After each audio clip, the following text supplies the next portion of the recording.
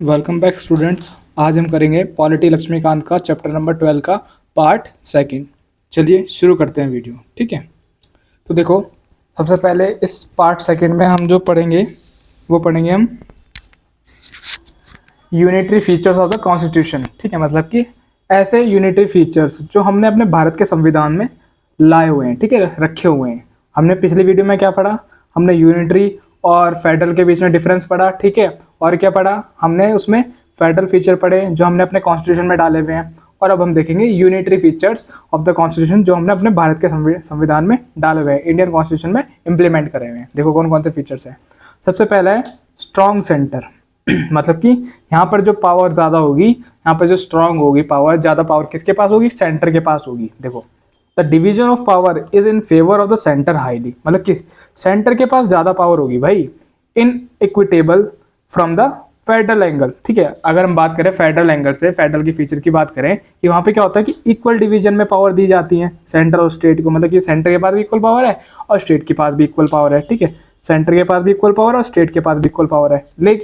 लेकिन यूनिटरी में क्या होता है कि सेंटर के पास ज़्यादा पावर होती है। तो हमने ये फीचर लिया है अपने कॉन्स्टिट्यूशन में। ठीक है, ये फीचर हमने अपने कॉन्स्टिट्यूशन में लिया है। ठीक है, और देखो मतलब यूनियन लिस्ट के पास ज़्यादा पावर है as compare to state list. ठीक है, important subject have been introduced in the union list. ठीक है, मतलब कि जो ज़्यादा इंपॉर्टेंट जिसकी नेशनल इंपॉर्टेंस है, ठीक है, जो ज़्यादा इंपॉर्टेंट टॉपिक जो हैं वो हमने सारे सब्जेक्ट ऐसे सारे सब्जेक्ट जो इम्पोर्टेंट ज़्यादा इंपॉर्टेंट है वो हमने यूनियन लिस्ट में डाले, मतलब कि सेंटर की लिस्ट में डाले हैं। अच्छा, centre has overriding authority over the concurrent list. देखो, और सेंटर को हमने ये पावर भी दी है कि कंकरेंट लिस्ट, ऐसी लिस्ट जिसमें दोनों मिलकर लॉ बनाते हैं, तो उसमें सेंटर की बात ही मानी जाएगी। ठीक है, अगर सेंटर बोल रहा है कि भैया ऐसे नहीं ऐसा होगा, स्टेट बोल रही है कि ऐसे नहीं ऐसा होगा, तो उसमें जो प्रिवेल करेगा वो कौन प्रिवेल करेगा? वो करेगा सेंटर उसमें जीतेगा, मतलब कि सेंटर बोलेगा वही उसमें माना जाएगा।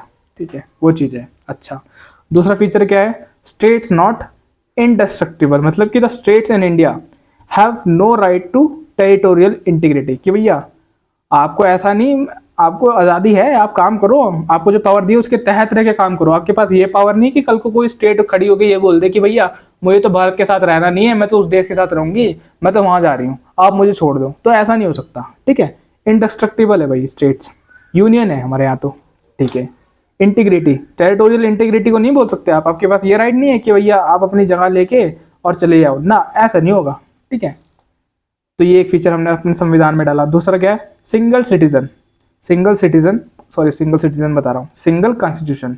कि भैया देखो, अमेरिका में क्या होता है, पहले एग्जांपल दे देता हूँ। अमेरिका में क्या होता है कि जो अमेरिका कॉन्स्टिट्यूशन है वो स्टेट के लिए अलग होता है और सेंटर के लिए अलग होता है। ठीक है, ये ध्यान रखना, स्टेट के लिए अलग होता है, स्टेट अपने लिए अलग लॉ बनाते हैं, और जो सेंटर होता है, जो नेशनल पे होता है सेंटर, ठीक है, वो अपने लिए अलग लॉ बनाता है। और जो सेंटर का जो लॉ होगा ना, जो सेंटर का कॉन्स्टिट्यूशन होगा, वो स्टेट के कॉन्स्टिट्यूशन पे नहीं लगेगा, ध्यान रखना। ठीक है, और लेकिन इंडिया में ऐसा नहीं होता। Both the centre and the state must operate with in the single frame.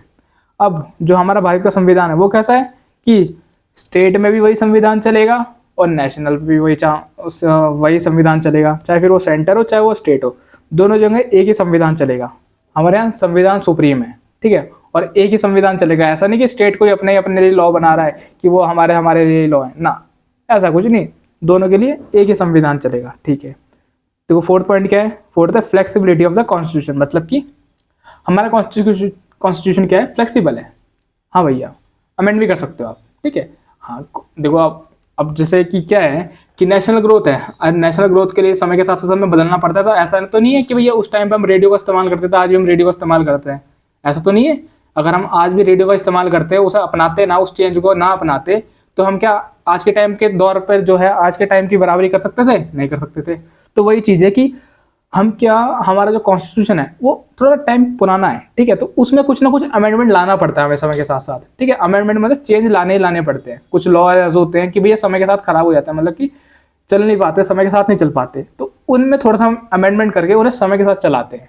ठीक है, तो इसलिए हमारा जो कॉन्स्टिट्यूशन है वो फ्लेक्सिबल भी होना चाहिए थोड़ा। ठीक है, क्यों? इससे क्या होगा कि अगर हमारा कॉन्स्टिट्यूशन फ्लेक्सिबल होगा तो भैया हम नेशनल ग्रोथ की तरफ अग्रसर होंगे, हमारा जो स्टैंडर्ड होगा लिविंग का वो हाई होता चला जाएगा। लेकिन अगर हम वही उन्हीं पुराने लॉ को लेकर बैठे रहेंगे तो हम क्या आगे बढ़ पाएंगे? नहीं बढ़ पाएंगे। तो ये चीज़ है कि हमारा कॉन्स्टिट्यूशन क्या है, फ्लेक्सिबल भी है और रिजिड भी है, ठीक है। फेडरल में हमने क्या पढ़ा था कि हमारा कॉन्स्टिट्यूशन क्या है, रिजिड है, और यूनिटरी में हम क्या पढ़ रहे हैं, फ्लेक्सिबल है, कि भैया दोनों का मिक्सचर है। इतनी आसानी से आप उसे अमेंड भी नहीं कर सकते और इतना मुश्किल भी नहीं है हमारे कॉन्स्टिट्यूशन को अमेंड करना, ठीक है। ये चीज़ है। देखो, no equality of states representation, मतलब कि no equality of the state representation. अब देखो, अब सपोज करो एग्जांपल देता हूँ, कोई एक स्टेट है, बोलता हूँ ये स्टेट है यूपी। अब ये स्टेट थोड़ी बड़ी है, तो इसमें इसमें से 5 एमएलए निकलते हैं। एमएलए मेंबर, एमएलए क्या होता है पता है ना, मेंबर ऑफ लेजिस्लेटिव असेंबली, ठीक है। इसमें से 5 एमएलए निकलते हैं जो लोग राज्यसभा में बैठते हैं, ठीक है। राज्यसभा में बैठते हैं इसमें से 5 एमपी। लेकिन कोई स्टेट है गोवा, ठीक है, गोवा एक स्टेट है, उसमें बेचारे 2 एमपी रहते हैं। तो ये तो अनइक्वालिटी हुई ना भैया, इक्वालिटी है इन दोनों के बीच में भैया। यूपी को फिर आपने 5 एमएलए क्यों दिए और गोवा को फिर 2 क्यों दे रहे हो आप? ये तो अनइक्वालिटी हो गई, ये तो आपने एकता वाली बात ही नहीं करी इसमें, ठीक है। तो ये चीज़ है कि no equality of state representation, मतलब कि भैया हमने क्या करा है, हमने दी हुई है, हम सब सारी स्टेट को इक्वालिटी दी हुई है, सारी स्टेट को मिलेगा, इक्वली मिलेगा, लेकिन किसके हिसाब से, पॉपुलेशन के हिसाब से। अगर यूपी में पॉपुलेशन ज़्यादा है तो वहाँ के जो एमपीज होंगे वो भी, हम एमपीज बता रहा हूँ, वहाँ के जो एमएलए होंगे वो भी ज़्यादा होंगे, ठीक है, वहाँ की जो सीटें होंगी वो ज़्यादा निकलेंगी। लेकिन अगर गोवा की मैं बात करूँ, वहाँ की भैया पॉपुलेशन कम है, ठीक है, तो वहाँ की जो सीटें होंगी ऑब्वियसली कम होंगी। तो हमने पॉपुलेशन के बेस पे डिपेंड करा है, ठीक है, पॉपुलेशन के बेसिस पर हमने क्या करा है, सीट्स को अलॉट करा है, ठीक है। ये चीज़ है कि no equality of state representation, मतलब कि पॉपुलेशन बेसिस पे, ठीक है। अब देखो 6 क्या है कि during an emergency the government, देखो क्या बोल रहा है कि during an emergency the government becomes all powerful and the state go into the total control of centre. मतलब कि देखो क्या बोल रहे हैं कि बाय चांस कभी इमरजेंसी लग जाती है। कौन सी इमरजेंसी, कौन सी इमरजेंसी होती है, कौन सी इमरजेंसी होती है हमारे पास देश में, कौन सी लगती है बताओ, कितने टाइप की इमरजेंसी है? 3 टाइप की है। कौन सी है? नेशनल इमरजेंसी, दूसरी कौन सी है, दूसरी कौन सी है, दूसरी कौन सी बताना जरा, एक स्टेट इमरजेंसी बोलते हैं, तीसरी कौन सी है, फाइनेंशियल इमरजेंसी, ठीक है। तो ये तीनों इमरजेंसी, बाय चांस इन तीनों में से कोई भी इमरजेंसी लगती है तो क्या होता है कि जो गवर्नमेंट होती है सेंटर की, ठीक है, जो सेंटर होता है उसके पास सारी की सारी पावर आती है स्टेट की भी। तो उस टाइम पे सेंटर ज़्यादा पावरफुल हो जाता है कि स्टेट की सरकार को रद्द कर दिया है एकदम से। वहाँ की स्टेट की जो सरकार होगी, जो भी होगा, सपोज करो कि नेशनल इमरजेंसी लग गई, तो जितनी भी स्टेट होगी, ठीक है, वो सारी की सारी उनकी जो पावर होगी रद्द हो जाएगी, सारी की सारी रद्द होकर सेंटर के पास चली जाएंगी। वहाँ पर सेंटर ज़्यादा पावरफुल बन जाएगा, ठीक है। कि आप एक तरह से ये भी बोल सकते हो कि जो हमारा फेडरल स्ट्रक्चर था वो डायरेक्टली कन्वर्ट हो जाएगा यूनिटरी स्ट्रक्चर में, ठीक है, जहाँ पर सेंटर के पास पावर होती है खाली, ठीक है। क्यों, कब हो जाएगा ये, इमरजेंसी के दौरान। इमरजेंसी के दौरान जो हमारा फेडरल स्ट्रक्चर है वो डायरेक्टली कन्वर्ट हो जाएगा यूनिटरी स्ट्रक्चर में। मतलब कि सारी जो स्टेट्स की पावर है, सारी की पावर, सारी पावर, वो सारी पावर सेंटर के पास चली जाएगी डायरेक्टली, ऑटोमेटिकली, इमरजेंसी लगते ही, ठीक है। अगर सेंटर को काम करवाना है तो वो स्टेट से बोल सकता है कि हाँ भैया हमें तुमसे ऐसा चाहिए तो वैसा कर सकते हो, बस अभी तुम्हारा काम हम इतना ही राइट देंगे, तुम ये काम कर लो, वहाँ के लोगों से सुरक्षित रखो, बस इतना काम करो तुम, ठीक है। ये चीज़ है कि इमरजेंसी के दौरान हमारा जो फेडरल स्ट्रक्चर है वो यूनिटरी स्ट्रक्चर में कन्वर्ट हो जाता है ऑटोमेटिक, ये चीज़। अब देखो आगे क्या है, आगे है हमारा 7th फीचर, सिंगल सिटीजनशिप। यहाँ क्या है, देखो अमेरिका में क्या होता है कि स्टेट के लिए अलग सिटीजनशिप चाहिए होती है और नेशनल के लिए, सेंटर के लिए अलग। मतलब कि आपके पास अमेरिका के लोगों के पास जितने होते हैं ना, जितने भी अमेरिका में लोग रहते हैं, तो उन सभी के पास ना, उन सभी के पास क्या होगा, उन सभी के पास क्या होगी, 2 सिटीजनशिप होगी। एक तो उनकी स्टेट की, अमेरिका के लिए बात कर रहा हूँ मैं, ठीक है, अमेरिका, यूएसए, ठीक है, अमेरिका। तो वहाँ पर क्या होता है, एक स्टेट की सिटीजनशिप होती है लोगों के पास और एक होती है उनकी नेशनल की, उसकी कंट्री की, ठीक है। तो सपोज करो कोई एक इंसान है जो टेक्सास से बिलोंग करता है, तो उसके पास एक जो सिटीजनशिप होगी वो होगी टेक्सास की, ठीक है, और दूसरी जो सिटीजनशिप होगी वो होगी उसके पास अमेरिका की, कि भैया मैं अमेरिका कंट्री में टेक्सास स्टेट में रहता हूँ, तो 2 सिटीजनशिप होगी। लेकिन भारत में क्या होता है, भारत में सिंगल सिटीजनशिप है कि आप भारत कंट्री, इंडिया कंट्री, इसके अंदर आप कहीं भी रहते हो, इसकी बाउंड्री के अंदर आप कहीं भी किसी भी कोने में रहते हो, तो आपके पास बस एक सिटीजनशिप होगी, that is you are the citizen of India. मतलब कि भारत की सिटीजनशिप होनी चाहिए बस, चाहे इससे फर्क नहीं पड़ता आप कौन से कॉर्नर से बिलोंग करते हो, कौन से स्टेट से बिलोंग करते हो, इससे कोई नहीं फर्क पड़ता, बस आपके पास भारत के सिटीजनशिप होनी चाहिए। दैट इज, देखो, there is only Indian citizenship and no separate state citizenship. भाई कि यहाँ पे किसी राज्य की सिटीजनशिप नहीं चाहिए आपको, आपके पास खाली इंडियन की सिटीजनशिप होनी चाहिए, that's it. All citizen in respective of the state, चाहे फिर वो किसी स्टेट से बिलोंग करते हो, विच दे आर बॉर्न, जहाँ पर वो जन्मे हो या फिर जहाँ पे वो रह रहे हो, the same rights all over the India, वो सारे के सारे सेम राइट्स इंजॉय करेंगे पूरे भारत के हर कोने में, ठीक है। ये नहीं कि भैया कि आप कोई एक पर्टिकुलर स्टेट से आ रहे हो तो आपको इस जगह ये वाले राइट्स नहीं मिलेंगे, ऐसा कभी नहीं होगा आपके साथ। अगर आप भारत के अंदर किसी भी राज्य से आ रहे हो, भारत के किसी भी राज्य से आ रहे हो, तो आपको पूरे भारत में इक्वली राइट्स मिलेंगे। ऐसा नहीं होगा कि आप इस राज्य के नहीं हो तो आपको ये राइट्स नहीं दिए जाएंगे, ठीक है, सबको इक्वल राइट्स दिए जाएंगे। चलो आगे देखो, इंटीग्रेटेड जुडिशरी मतलब कि सबसे पहले जो सुप्रीम है, सबसे इंटीग्रेटेड जुडिशरी की बात हो रही है, मतलब कोर्ट्स की बात हो रही है। देखो, सुप्रीम कोर्ट सबसे हाई है, सुप्रीम कोर्ट के पास ज़्यादा पावर है as compare to high court, ठीक है। और फिर हाई कोर्ट के पास ज़्यादा पावर है as compare to district court, district court के पास ज़्यादा पावर है as compare to lower court. कि भैया बाई चांस कभी ऐसा होता है कि जो लोअर कोर्ट है ये कभी गलती कर दे अपनी जजमेंट में, तो इनकी जजमेंट को जो सुधार सकती है, ठीक है। बाई चांस कभी ऐसा होता है ना कि भैया साहब कि कोई डिस्ट्रिक्ट कोर्ट से कोई केस हार गया तो वो जाके अपील करेगा हाई कोर्ट में, अच्छा बाई चांस भाई हाई कोर्ट से भी केस हार जाता है तो फिर वो जाता है सुप्रीम कोर्ट में, तो ये जजमेंट जो करेक्शन होता है वो सुप्रीम कोर्ट करती है, और जो लास्ट में जो सुप्रीम कोर्ट है जो ये बोलेगी वही होगा, ठीक है। सुप्रीम कोर्ट से ऊपर कोई है ही नहीं, तो सुप्रीम कोर्ट जो बोलेगी लास्ट में वही होगा, वो फाइनल हो जाएगा। This enforces both the central laws as well as the state laws, और ये दोनों की दोनों, मतलब कि कहने की बात ये है कि जो जुडिशरी बॉडी है ये ना सेंटर पे डिपेंड करती है, सेंटर के लॉज पे, ना ये स्टेट के लॉज पे डिपेंड करती है, ठीक है। इंडिपेंडेंट है, ये पूरी तरह से आज़ाद है, ठीक है, इसके ऊपर किसी का कोई कंट्रोल नहीं है। हाँ ये चीज़ है। अच्छा, नाइन्थ क्या है, देखो नाइन्थ है ऑल इंडिया सर्विसेज, मतलब कि all India services, UPSC, union public service commission, all India services जो कंडक्ट करवाती है, ठीक है। अब देखो बताता हूँ, देखो क्या है, in India the centre and the states have their separate services. अब जो सेंटर है और जो स्टेट है दोनों के पास अपने अपने लिए, मतलब कि सेंटर के पास सेंटर के लिए और स्टेट के लिए, और स्टेट के पास स्टेट के लिए अपने अपने कुछ काम है, उसको रिक्रूटमेंट कराने के लिए, रिक्वायर कराने के लिए वो वैकेंसी जारी करती है, उसमें फिल करने के लिए एग्जाम कंडक्ट कराती है, ठीक है। तो हर स्टेट के पास ये पावर है कि वो एग्जाम कंडक्ट करा सकती है अपने स्टेट के लिए, ठीक है।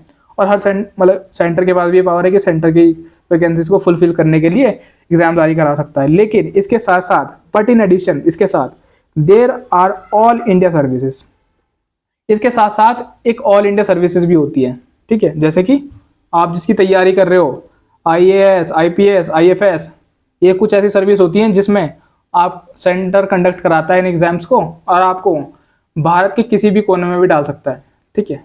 कि भैया आप इस राज्य के यहाँ के DM हो, आपको यहाँ की देख रेख करनी है आप, ठीक है। आप इस राज्य के DM हो, आप यहाँ पे आ गए, या फिर आप इस जगह के फॉरेस्ट को आपको देखना है, ठीक है।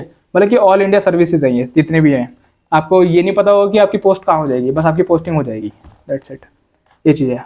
अब देखो 10th फीचर क्या है कि इंटीग्रेटेड ऑडिट मशीनरी। अच्छा, इंटीग्रेटेड ऑडिट मशीनरी, देखो ऑडिट मशीनरी क्या होता है, ऑडिट मशीनरी मतलब कि अकाउंट्स का काम, अकाउंट्स इन द सेंस कि कितना पैसा आया, कितने कहाँ से कितना कमाया, कितना किसने खर्च करा, किसने किस चीज़ में कितना लगाया, इस चीज़ का हिसाब किताब रखना, ठीक है। इस चीज़ का हिसाब किताब रखना वो कौन काम करता है, ये सारे काम करते हैं CAG। CAG मतलब CAG मतलब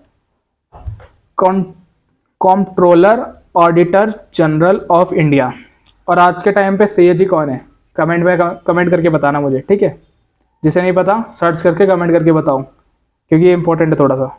मैं बताना चाहूँ तो बता दूँ, लेकिन आपको भी कुछ आना चाहिए ना, तो कमेंट करके बताना, ठीक है। देखो, audit the accounts of not only the central government. तो ये क्या बोल रहा है कि जो CAG साहब होते हैं ये खाली सेंट्रल गवर्नमेंट का ही नहीं हिसाब किताब देखते, ये स्टेट का भी हिसाब किताब देखते हैं कि कौन कितने स्टेट है वो कितना कमा रही है, कितना खर्च कर रही है, कितना किस चीज़ में लगा रही है, कितना किस चीज़ से उन्हें आ रहा है, ठीक है। सारा का सारा हिसाब किताब जो रखती है वो CAG साहब सारे के सारा बनाते हैं। एक CAG साहब होते हैं वो सेंटर का भी देखते हैं और सारी स्टेट्स का भी देखते हैं। अच्छा, अब जो इनका अपॉइंटमेंट होता है, किनका अपॉइंटमेंट, CAG साहब का, इनका जो अपॉइंटमेंट होता है और जो इन्हें निकाल सकता है, ये पावर दोनों की दोनों, इन्हें अपॉइंट करने की पावर और इन्हें निकालने की पावर, ये दोनों पावर हमारे प्रेसिडेंट सर के पास ही है खाली। मतलब कि आज के टाइम पे द्रौपदी मुर्मू जी के पास ये पावर है कि वो सीएजी साहब को निकाल भी सकती है और किसी नए सीएजी साहब को रख भी सकती हैं। अच्छा, कि बाय चांस कभी ऐसा होता है कि वो रख रहे हैं सीएजी साहब को, ठीक है, क्या कर रहे हैं कि वो सीएजी साहब को रख रहे हैं, तो ये भी पावर किसके पास है, ठीक है, ये पावर भी प्रेसिडेंट के पास ही है। और इसमें स्टेट्स का डिसीजन मैटर नहीं करता, स्टेट्स को बिना बताए सीएजी साहब को रख सकती है, अपॉइंट कर सकती है हमारी प्रेसिडेंट साहिबा, ठीक है, या फिर प्रेसिडेंट कोई भी जो बनेगा फ्यूचर में वो भी। सारी की सारी इनसे रिलेटेड, सीएजी साहब से रिलेटेड पावर प्रेसिडेंट के पास होती है, ध्यान रखना। अच्छा, विदाउट कंसल्टिंग द स्टेट, भैया स्टेट से पूछने की कोई जरूरत नहीं, जो प्रेसिडेंट साहिबा बोल देंगी वही फाइनल है, ठीक है। अब देखो parliament's authority over states rights, देखो parliament authority over state list, कि भैया बाय चांस कभी ऐसा हो जाता है कि सेंटर को इमरजेंसी में स्टेट लिस्ट के जो सब्जेक्ट्स हैं उन पर कोई डिसीजन लेना पड़ जाए, तो ऐसा कर सकता है, देखते हैं। The states do not have exclusive control if Rajya Sabha passes a resolution to that field in the national interest. Parliament is empowered to legislate on any subject of the state list। देखो ये क्या बोल रहा है कि पार्लियामेंट के पास ये authority है कि वो जो स्टेट लिस्ट में जितने भी सब्जेक्ट हैं, स्टेट लिस्ट में जितने भी सब्जेक्ट्स हैं उन पे लॉ बना सकता है, लेकिन उसके लिए क्या होगा, उसके लिए जो राज्यसभा है वो क्या करेगी, एक रेजोल्यूशन पास करेगी पार्लियामेंट में और उसे पास करा देगी, ठीक है, टू दैट फील्ड, ठीक है, जो भी सब्जेक्ट है उससे रिलेटेड एक रिजोल्यूशन पास करेगी पार्लियामेंट में, उसे पास करा देगी बाय स्पेशल मेजोरिटी, ठीक है, तब जाके जो हमारी पार्लियामेंट है वो उस पर लॉ बना सकती है, ठीक है, तब जाके जो हमारी पार्लियामेंट है उसके पास ये पावर आ जाएगी, वो स्टेट लिस्ट के कानून पे भी लॉ बना सकती है, इस पर्टिकुलर जिसको हमने इंट्रोड्यूस करा था पार्लियामेंट में, ठीक है। अच्छा, legislative competence of the parliament can be extended without amending the constitution. तो ये क्या बोल रहा है कि इस चीज़ के लिए आप अगर क्या कर रहे हो, इस स्टेट के लिए क्या कर रहे हो, स्टेट लिस्ट में आप पार्लियामेंट को एक रूल बना रही है स्टेट लिस्ट के टॉपिक पर, तो इसके लिए कॉन्स्टिट्यूशन में कोई अमेंडमेंट लाने की जरूरत नहीं है, ये लिखा है विदाउट अमेंडिंग द कॉन्स्टिट्यूशन। आप ऐसे भी कर सकते हो, बस आपको रेजोल्यूशन पास कराना पड़ेगा, अमेंडमेंट लाने की कोई जरूरत नहीं इस चीज़ के लिए, ठीक है। आगे देखते हैं, आगे क्या है, आगे है appointment of the governor. Appointment of the governor, देखो the head of the state, the head of the state governor, ठीक है। अब जैसे कि हमारे देश का हेड कौन है, पूरी अगर मैं कंट्री की बात करूँ, इंडिया कंट्री की बात करूँ, तो हमारे देश का हेड कौन है, प्रेसिडेंट। तो उसी तरह से एक स्टेट का हेड कौन होता है, गवर्नर। इज अपॉइंटेड, और इसे कौन अपॉइंट करता है, प्रेसिडेंट अपॉइंट करते हैं, and holds office during the pleasure of the president, मतलब कि प्रेसिडेंट के नाम पर ये अपने ऑफिस को होल्ड करते हैं, मतलब कि जो स्टेट का जो हेड है दैट इज गवर्नर, उसे अपॉइंट करने की जो पावर होती है वो प्रेसिडेंट के पास होती है, और उनकी पावर के बिहाफ पे वो अपना काम करते हैं गवर्नर साहब, ठीक है। Acts as an agent of the centre, centre सरकार, ठीक है, पार्लियामेंट जो सेंटर में गवर्नमेंट है, ठीक है, सेंटर जो है, सेंटर सरकार जो है वही क्या करती है, वही इन्हें नॉमिनेट करती है, इन्हें बिठाती है सीट्स पर, ठीक है, और ये सेंटर की तरफ से ही काम करते हैं। इन्हें ये अगर ये सेंटर में स्टेट में काम कर रहे हैं बाय चांस, ठीक है, बाय चांस कहीं करते ही स्टेट में काम है, देखो स्टेट में काम कर रहे हैं, सपोज करो यूपी में काम कर रहे हैं, तो इनका अगर ये यूपी में काम कर रहे हैं तो इनका मतलब ये नहीं है कि ये यूपी के भलाई के लिए देखेंगे, ठीक है, मतलब भलाई के लिए तो देखेंगे, ऑब्वियसली बात है, भलाई के लिए देखेंगे, ठीक है, लेकिन इसका मतलब ये नहीं है कि ये स्टेट गवर्नमेंट के लिए काम कर रहे हैं, नहीं, ये काम कर रहे हैं सेंटर के लिए। क्यों, क्योंकि इन्हें सेंटर ने ही अपॉइंट करा है, इन्होंने सेंटर ने ही यहाँ पर इस गद्दी पे बिठाया है, तो ये सेंटर के लिए काम कर रहे हैं, ठीक है, ये चीज़ें। देखो American constitution provides for an elected head of the in the state, लेकिन अमेरिका में ऐसा नहीं होता, उसके लिए एक अलग ही इलेक्टेड बॉडी बनाई जाती है स्टेट की गवर्नमेंट के लिए, जैसे कि हमारे यहाँ प्रेसिडेंट का होता है ना इलेक्शन, उसी तरह से अमेरिका में स्टेट के लिए होता है। क्यों, क्योंकि मैंने बताया था क्योंकि वहाँ पे अलग अलग स्टेट्स है, उनके अलग अलग रूल्स है, अलग अलग लॉ है, ठीक है, ठीक है, यहाँ तक कि उनका कॉन्स्टिट्यूशन भी अलग है और वहाँ की सिटीजनशिप भी अलग लेनी पड़ती है हर एक स्टेट्स की। क्यों, क्योंकि वहाँ पे स्टेट्स के पास ज़्यादा पावर है as compare to the centre, ये चीज़ है। अच्छा देखो 13 पॉइंट क्या है, इंटीग्रेटेड इलेक्शन मशीनरी। देखो इलेक्शन मशीनरी, इलेक्शन कौन कराता है, इलेक्शन कमीशन, ठीक है, इलेक्शन कमीशन के चीफ कौन है, चीफ ई मतलब कि सीईसी कौन है, मुझे कमेंट करके बताना कौन, चीफ ऑफ इलेक्शन कमीशन कौन है, ठीक है, आज के टाइम के मुझे बताना। Conduct election not only for the central legislature but also the state legislature. देखो ये क्या बोल रहा है कि जो इलेक्शन कमीशन है वो सेंटर के लिए ही नहीं सिर्फ कि खाली सेंटर के इलेक्शन करा रही है, नहीं, वो स्टेट के लिए भी इलेक्शन कराती है। या बोल सकते हो कि जितने भी इलेक्शन का काम है वो खाली हमारी इलेक्शन कमीशन कराती है, चाहे फिर वो स्टेट का हो चाहे फिर वो सेंटर का हो, ठीक है, किसके पावर से, ठीक है। अच्छा, इसको हटाने की और इसको लगाने की, मतलब लगाने की बता रहा हूँ, अपॉइंट करने की जिम्मेदारी किसके पास है, प्रेसिडेंट के पास है। ये भी डायरेक्ट प्रेसिडेंट के अंदर काम करते हैं, ठीक है। अब देखो veto over the state bills, governor can reserve, देखो ये क्या बोल रहा है, reserve certain types of bills passed by the state legislature for the consideration of the president. President enjoy absolute veto over the state bill. देखो कहने का मतलब क्या है कि जो सेंटर गवर्नमेंट ने, जो प्रेसिडेंट ने गवर्नर को स्टेट के ऊपर बिठाया हुआ है, तो स्टेट गवर्नमेंट क्या करती है, कुछ ऐसे रिजोल्यूशन पास करती है, ठीक है, और वो गवर्नर को देती हैं कि भैया आप जरा जाके प्रेसिडेंट सर से या फिर सेंट्रल गवर्नमेंट से इसे दिखा लाओ, जो भी होगा हमें बता देना, ठीक है। अब जो गवर्नर है वो जाएंगे प्रेसिडेंट के पास, देखो सर ये चीज़ है, ये अच्छा ये रिजोल्यूशन ला रही है, ये इन्होंने रिजोल्यूशन पास करा है, आप बता दो क्या करना है, ठीक है। तो जो प्रेसिडेंट सर होंगे वो बोलेंगे अच्छा ठीक है मैं देख लूँगा, तुम जाओ, तुम उनसे कुछ मत कहना, मैं देख लूँगा, खुद देख लूँगा, मैं खुद बात कर लूँगा, तुम जाओ, ठीक है। अच्छा, तो प्रेसिडेंट के पास कंप्लीट वीटो पावर है। वीटो पावर मतलब कि पूरी तरह से तानाशाही है इसके ऊपर, वीटो इन द सेंस कि तानाशाही तो बोलना गलत होगा, ये समझ लो कि कंप्लीट पावर है कि वो क्या कर सकते हैं, स्टेट के जिन्होंने बिल पास कराए हैं, स्टेट ने जो बिल पास कराए हैं उसके ऊपर चाहे तो वो जवाब दें, चाहे तो वो ना दें, और चाहे तो उसे रख के बैठ जाए, उसे खत्म कर दें, ठीक है। पूरी की पूरी वीटो पावर है, इसके ऊपर कोई ऑब्जेक्शन नहीं उठा सकता। लेकिन अगर सेंटर से, अगर पार्लियामेंट से कुछ चीज़, कोई ऐसा बिल पास हुआ है तब तो उस पर जवाब देना ही देना पड़ेगा, ठीक है। और अगर दूसरी बार पास होकर आ गया तब तो कंपलसरी कि आपको साइन करना ही होगा, आपकी अपनी मर्जी देनी पड़ेगी, आपको अपना फेवर देना ही पड़ेगा, ठीक है। लेकिन अगर स्टेट की मैटर्स की बात करें, स्टेट बिल्स की बात करें, तब प्रेसिडेंट के पास वीटो होता है, ठीक है, veto over state bills. State bills के ऊपर वीटो पावर होती है प्रेसिडेंट के पास, ठीक है। अब हम देखेंगे critical evaluation of the federal system, मतलब कि जो हमारा भारत का जो क्या है, भारत का जो तरीका है वो है फेडरल सिस्टम, ठीक है। हमने फेडरल सिस्टम अडॉप्ट करा हुआ है, हमने उसमें कुछ यूनिटी फीचर भी डाल रखे हैं हालांकि, तो इसके ऊपर कुछ क्रिटिसिज्म है, मतलब कि कुछ टिप्पणियां करी हैं कुछ लोगों ने, तो उन्हें हम देखेंगे। सबसे पहले देखेंगे केसी वेयर, इन्होंने क्या बोला, describe the constitution of India as a quasi federal. इन्होंने क्या बोला कि भैया क्वासी फेडरल है आपका जो ये सिस्टम है ना, हमने आपके कॉन्स्टिट्यूशन को पढ़ा और हमें इसे पढ़ने के बाद ये लगा कि जो आपका ये फेडरेशन का सिस्टम है ये ना क्वासी फेडरल है, मतलब कि पूरी तरह से हम फेडरल नहीं है, पूरी तरह से आपने फेडरल फीचर नहीं लगा रखे इसमें, आपने लिए हुए हैं कुछ फेडरल फीचर लिए हैं, लेकिन आपने पूरी तरह से नहीं लगा रखा इसे, तो इसलिए उन्होंने बोला कि ये क्वासी फेडरल है, ठीक है। अच्छा, फिर एक केस संतनाथम थे, इन्होंने क्या बोला, as per K Santhanam there are two factors increasing the unitary bias. देखो ये क्या बोल रहे हैं कि आपने फेडरल तो नाम के लिए लिखा है, ठीक है, यूनियन आपने नाम के लिए इस्तेमाल कर रहे हैं, बोलते हो, लेकिन हम इसमें मैं आपको दो फैक्टर ऐसे बताता हूँ कि ये जो आपने बायस है, बायस मतलब कि यूनिटरी बायस, कि यहाँ पे यूनिटरी का इस्तेमाल करा हुआ है, आपने यूनिटरी गवर्नमेंट का इस्तेमाल करा है, ना कि फेडरल का, के संतनाथम ने बोला। देखो कौन कौन सा, पहला तो ये है कि dominance of the centre in the spherical, कि भैया सेंटर के पास ज्यादा पावर दिया आपने, ठीक है। दूसरा क्या है, emergence of the powerful erstwhile planning commission and control the development process in the states, कि भैया ज्यादा पावर है स्टेट के पास, ठीक है, और मतलब कि जो रूलिंग पावर है वो ज्यादा किसके पास है, वो सारी की सारी पावर किसके पास है, वो सेंटर के पास ही है। तो इसी वजह से ये आपका जो सिस्टम है ये फेडरल ना होकर ये यूनिटरी बायस है, यूनिटरी, मुझे लगता है कि यूनिटरी है, ये के संतनाथम ने बोला, ठीक है।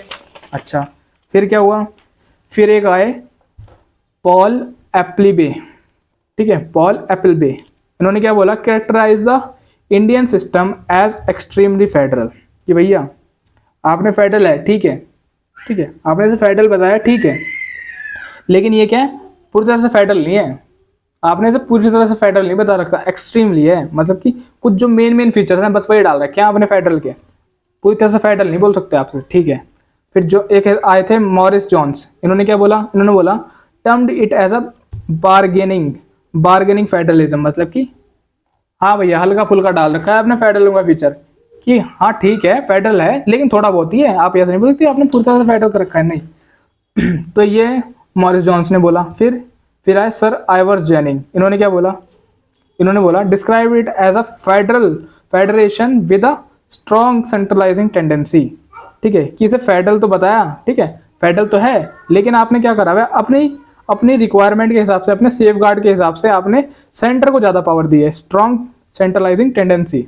ही observe that the Indian constitution is mainly federal with unique safe guards, कि भैया फेडरल तो है इनका, इसमें कोई शक नहीं, लेकिन इन्होंने कुछ उसमें कुछ लिमिटेशन सेट करी हुई है, कुछ सेफ गार्ड सेट करे हुए हैं इसमें, for enforcing the national unity and the growth, जिससे कि जो उनकी नेशनल यूनिटी है, जो एकता है, ठीक है, जो अनेकता में एकता है वो बरकरार है, और साथ ही साथ ग्रोथ भी इनकी होती रहे, ऐसा बोला हमारे सर आइवर जेनिंग ने, ठीक है। फिर आए एक अलेक्जेंड्रोविच, इन्होंने क्या बोला, इन्होंने बोला stated that India is a case sui generis that is unique in character, कि इंडिया का जो फेडरल केस है, अब से जो सुई जनरस है ना, ये सुई जनरस नॉन इंग्लिश वर्ड है, ये लैटिन वर्ड है जिसका मीनिंग है यूनिक इन कैरेक्टर, सुई जनरस है, कि जो इंडिया का कॉन्स्टिट्यूशन है वो क्या है, सुई जनरस है, मतलब कि यूनिक इन कैरेक्टर है, सबसे अलग है।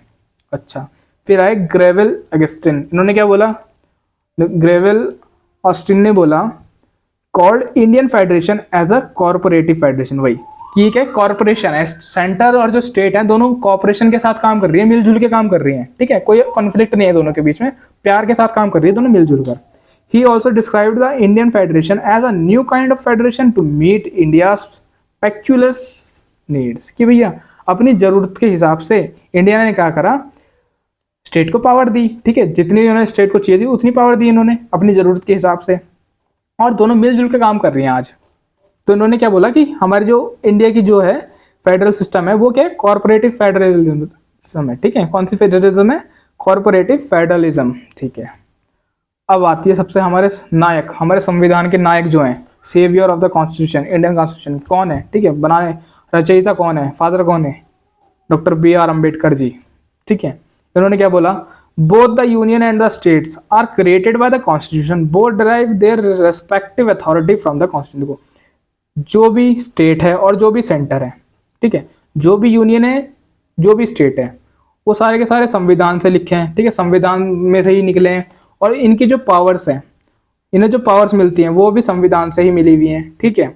ये हालांकि the constitution avoid the tight mould of the federalism, हालांकि जो हमारा कॉन्स्टिट्यूशन है वो अवॉइड करता है फेडरलिज्म को, ठीक है, and could be both unitary, और क्या बोलता है कि बोथ है, मतलब कि यूनिटरी भी है और फेडरल भी है, ठीक है, हमें पता है, हमने इसलिए तो क्वार्टल बोला था, क्या बोला था, क्वासी फेडरल बोला था, कि इसमें कुछ यूनिटरी फीचर्स भी हैं और कुछ फेडरल फीचर हैं, accordingly the requirements of the time, मतलब कि अपने ज़रूरतों के हिसाब से और बदलते हुए समय और कंडीशन के हिसाब से, ठीक है, हमने यूनिटरी और फेडरल फीचर दोनों डाले, ये चीज़ है। अच्छा, और क्या बोला उन्होंने, और भी बहुत कुछ बोला, देखो अब जब हमारा कॉन्स्टिट्यूशन बन रहा था, संविधान बन गया था, उन्होंने लिख दिया था, तो इनसे सवाल पूछे गए, किनसे, डॉक्टर B.M. अम्बेडकर जी से सवाल पूछे गए, किसके ऊपर, कि भाई साहब आपने जो फेडरल बताया है तो इसके ऊपर कुछ क्वेश्चन पूछे गए, तो उन्होंने उसके जवाब में क्या बोला, उन्होंने बोला doctor B.R. Ambedkar ji replying to the criticism, जब क्रिटिसाइज करा गया इनके जो संविधान था इसमें फेडरल सिस्टम का उन्होंने जब इंट्रोड्यूस करा, तो इनके जो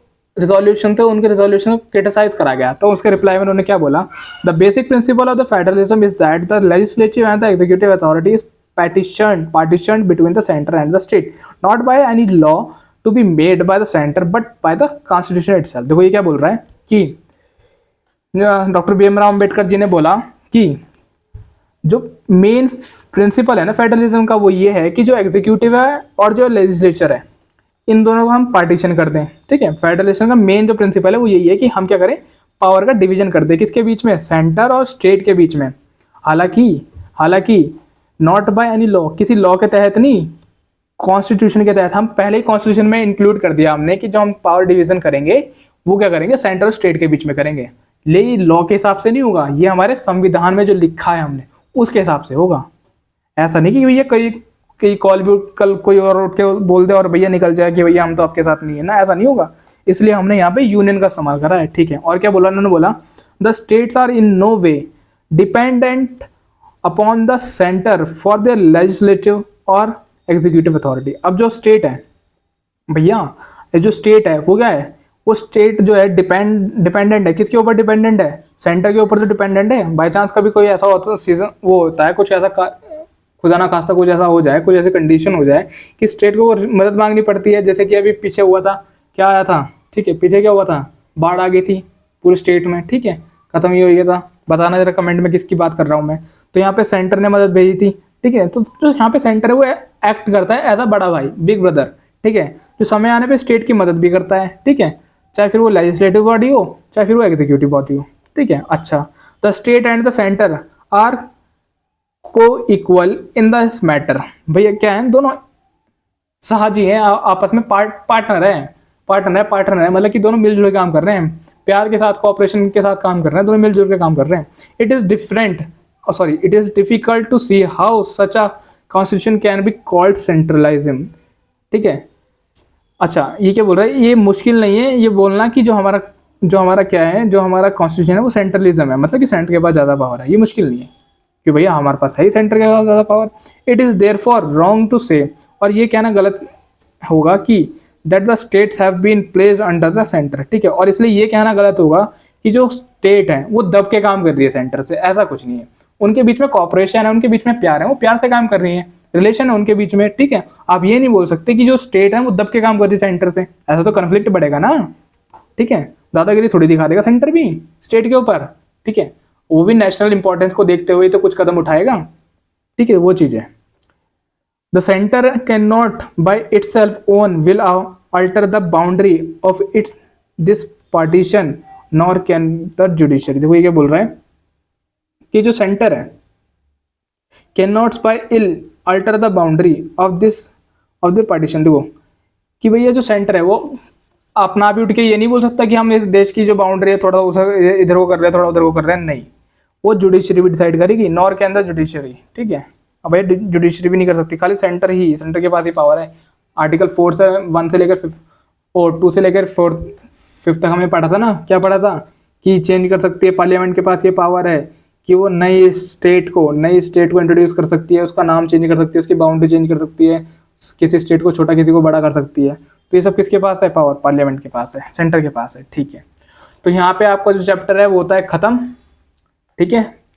तो 12 चैप्टर है जो आपका फेडरल सिस्टम है ये होता है खत्म। अगले चैप्टर में हम पढ़ेंगे सेंटर एंड स्टेट रिलेशन, ठीक है, बहुत इंपॉर्टेंट चैप्टर है।